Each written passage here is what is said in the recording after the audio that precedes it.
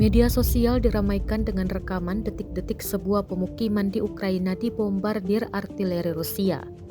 Rekamannya ramai beredar di Telegram pada Rabu 7 Desember 2022. Tampak pasukan Ukraina yang mondar-mandir memasuki rumah warga sipil dan berhasil diintai drone Rusia.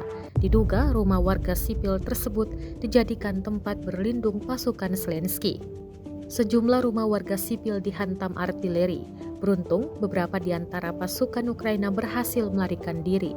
Sayangnya tidak dijelaskan jumlah korban yang berjatuhan dan lokasi pasti penyerangan tersebut.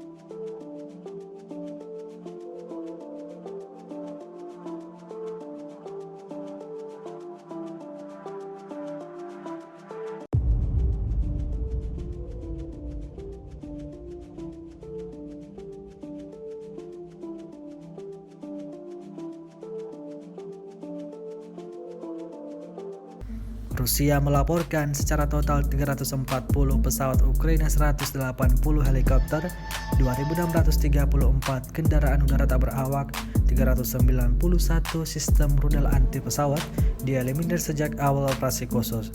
Sementara itu dari kubu Kiev, Kementerian Pertahanan Ukraina melaporkan 510 tentara Rusia dieliminir dalam sehari terakhir. Total 92.200 prajurit Rusia meninggal sejak awal konflik hingga hari ke-287.